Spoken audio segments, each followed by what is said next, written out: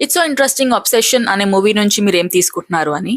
The entire message of the story is how long term emotional immaturity and unrealistic idealism can have long term consequences. జనాలు ఆ movie చూసి like ఒక్క wish చేసి తప్పు చేశాడు అని అంటున్నారు. I think and I feel they are completely missing the whole point. The entire plot is how when somebody is not loving mutually and self center గా ఉంటే ఎంత బ్యాడ్ అయిపోతుందా అని. క్లియర్లీ బేర్ మనకి అలాంటి వైబే ఇస్తాడనమాట.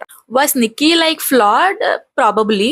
కానీ Bear was the one who dug that up. Bear knows that Sarah and Bear has more emotional compatibility than to Nikki. కానీ అతనికి ఆ ఇమ్మెచ్యూర్ ఐడియలిస్టిక్ నిక్కీ లవ్ మాత్రమే కావాలి.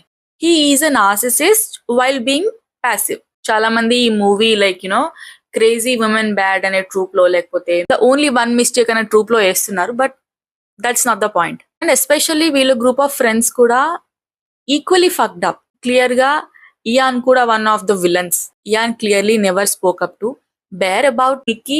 They are hooking up on and off. And absolutely Bear Nikki life ని మొత్తం ruin చేసిండు.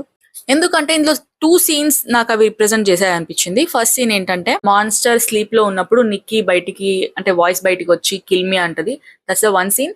And second scene is Bear customer service కి phone చేసినప్పుడు అక్కడ నిక్కీ వాయిస్ కూడా వినిపిస్తుంది. ఏదో ఒకటి చేయడానికి ట్రై చేయాలి కదా. He never did that actually. Anyways it's a great movie. You need to at least watch it once.